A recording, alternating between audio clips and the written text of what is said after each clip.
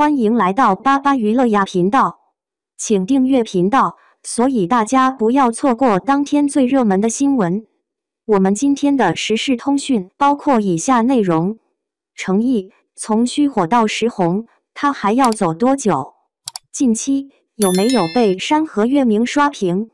少年朱棣猝不及防的下线，是不是让很多喜欢诚意的粉丝痛心不已呢？没错，因为诚意最近比较火，所以必须拉小哥哥出门见见阳光。说起诚意，可能不少人认识他是通过2025年7月播出，由李易峰、赵丽颖主演的古装仙侠剧《青云志》。虽然在那部电视剧里，诚意饰演的不过是青云门中的一个小弟子，角色戏份都无法与 TFBOY、秦俊杰等人相提并论，但是诚意还是凭借出众的古装扮相以及角色诠释，被不少观众所熟知。事实上，在《青云志》之前，相较于爱豆转演员，诚意的简历还算是丰富。中戏毕业，科班出身。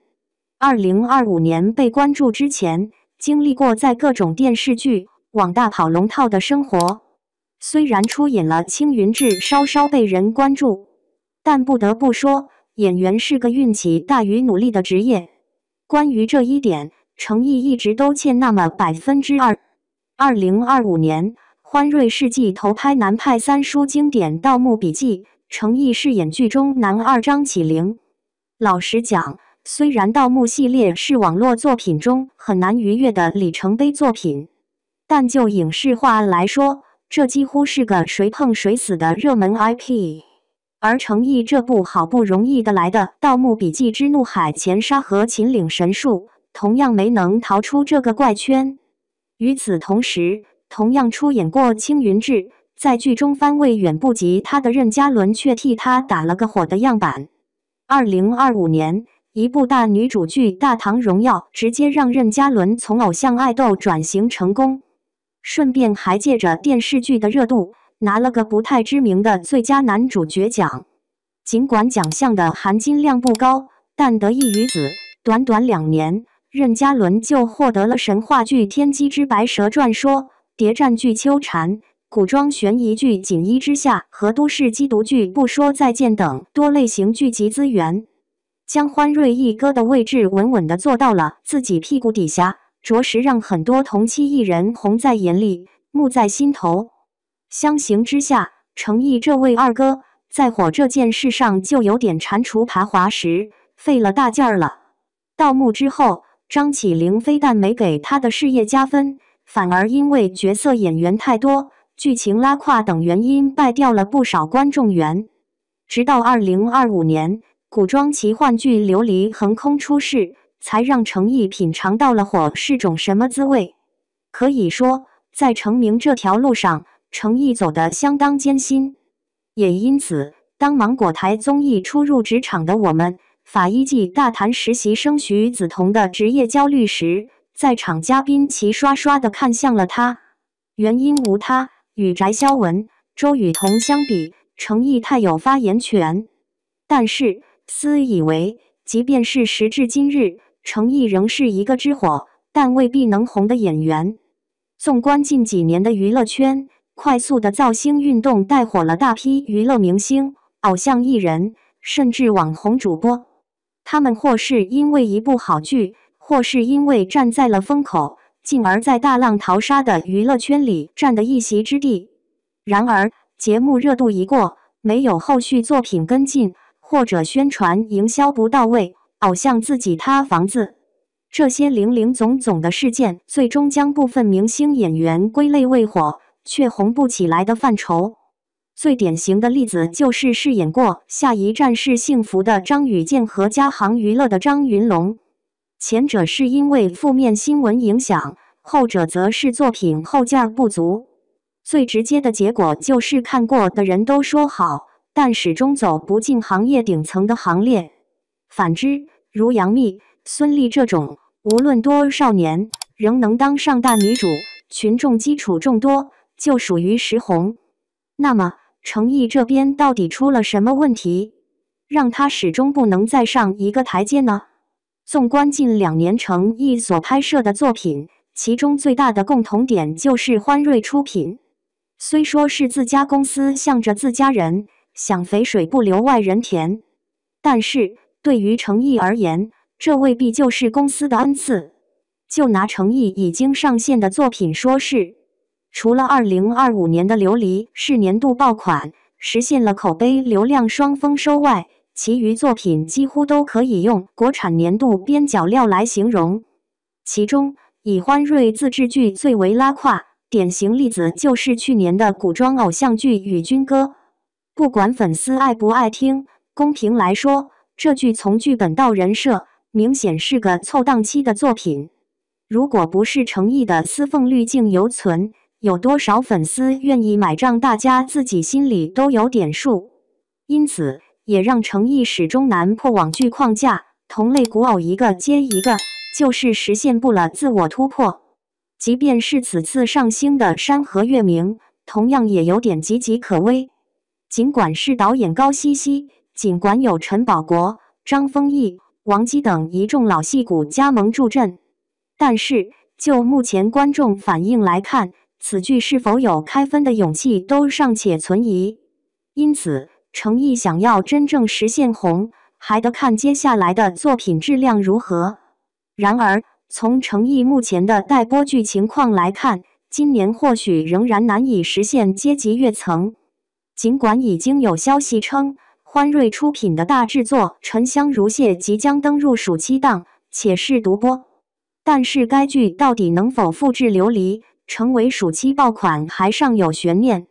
一是这2年欢瑞自制水平逐渐走低，剧集质量良莠不齐，没法保证最后的结果。二是自从这部剧开机以来，男女主角的粉丝关系就不算和睦，剧集宣传相当有难度。三是现在古偶剧泛滥，想要从中脱颖而出，除了好演员，必须要有好口碑。显然，这就成了一个轮回的怪圈，想要破局，单靠演员自己完全成不了事。至于最近路透众多，被很多人说是诚意难得的外来资源底线，本人同样不看好。表面来看，底线的确是部含金量很高的作品。故事是由真实案例改编，采用单元剧的拍摄手法，参演的演员有靳东、蔡文静等有作品、流量还大的演员。更重要的是，该剧是部纯当代都市剧，立意大，内含正剧属性，是一直出演古偶的诚意难得扩宽戏路的好机会。何况已经有传闻说该剧会在今年播出，暂定芒果、鹅厂、猕猴桃3家上线，网络数据相当可观。但事实上，不管是底线的剧本还是制作，都有让人担心的地方。首先，底线在故事上虽然讲的是真实案情，但电视剧主要的创作方向不是悬疑，而是讲述法院人的故事，这就将剧情的重点放在了国剧最短的版职场上面。虽说导演刘国同是拍摄过《无限生机》《锦衣之下》这些高分剧的导演，可是观众无法忽视的是，负责剧本的费慧君也曾写出过3.5分谈判官这样的事实。再加上该剧的出品方式拍什么都有点偶像剧味道的芒果，因此底线如果剧本夯的时，真能拍出人民法官的日常生活，那么就会成为诚意演艺路上一次重大转折。如若不然，这剧还会是他简历上的装饰品。当然，看到这里，肯定有人会说，人家根本不缺戏拍，这是十足的尬黑，看衰哥哥。事先声明，缺不缺戏拍和人红不红是两回事，剧拍了，播不出来就等于没拍。至于看衰不看衰，看看诚意近期待播资源，大概就能推测出是好是坏。抛开沉香如屑和底线不谈，目前诚意有消息即将在2025年播出的电视剧还有4部，分别是打着古装标签的《爱在风起云涌时》、都市言情《南风知我意》，与关晓彤合作的《星宿微光》，以及欢瑞大 IP 古装吉祥文莲花楼。其中《南风知我意》是里面最靠谱的作品，目前已经上了优酷 Q2的新剧播单。导演李昂的代表作品也是无数，早期有《重案六组三断剑》等佳作，近期也拍出了《婆婆的镯子》和《秋蝉》。虽说作品质量充满了参差，但贵在与程毅合作多次，是欢瑞御用的老牌导演之一。然而《南风知我意》最大的弱点就在于6人组成的庞大编剧团。近2年，电视剧组团编写的剧本的例子不少，团队作战集思广益，精品佳作说不定就出来了。可是，这部改编自戚薇同名小说的甜宠作品，剧情套路不过是先婚后爱、相互治愈的甜虐番，搭上作者本人共动用了近6名编剧，且没有一个有拿得出手的代表作品，可以想象，这个作品差不多就是新手村的练级之作。再看故事简介，讲述的是药物研发员和外科医生如此高端职业的2个人发生的爱情故事。那么，观众一定就不用期待什么符合逻辑现实的剧情桥段，专心在甜宠剧场磕糖就行。而当下的程毅真的需要这样的量产甜宠来刷简历吗？请别逗了。至于动用了尹正、李立群、邓萃雯等一众实力演员的《爱在风起云涌时》，想必程毅自己都未必希望这剧播出。该剧2025年投拍，2025年出品。导演蒋家俊虽然也在港台名噪一时，但是到了内地，拍出来的作品却都是3.4分的《归还世界给你》，4.3分的《燕云台之流》。而这部剧的故事更是以红色偶像情感题材为卖点，讲述的是清末民初少年英雄搞广东独立的故事。姑且不论制作水平如何，单就故事内容来看，似乎很难让人与神剧联想到一起。此外，早在7年7月备案，7月传出开机消息的青春运动题材《星宿微光》，从传出开机后便石沉大海，查无此剧。唯一还有分量的作品，知胜欢瑞自制剧《吉祥文莲花楼》一部古装。没错，转了一圈，哥哥的资源又落回了本家公司。而说起这部剧，里面的故事也相当的多。该剧改编自藤平的同名长篇小说，在某豆上是荣获8.4分的大热网络作品。不仅原著内容扎实丰厚，更融汇了悬疑和武侠等多种元素，一直备受书粉推崇。因此，网上一度流传欢瑞将与陶厂合作拍摄，启用琉璃的编剧改编剧本，演员人选则由欢瑞的一哥或者二哥来担当。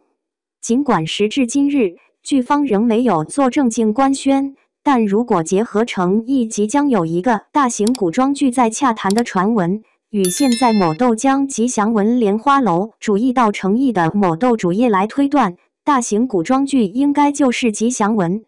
不过，虽然吉祥文本身是不难得的好作品，可就网络反响来看，程毅接拍李莲花同样需要承担了不少风险。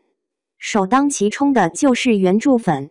不是对程毅本人有多大看法，最大的担心是来自出品公司欢瑞。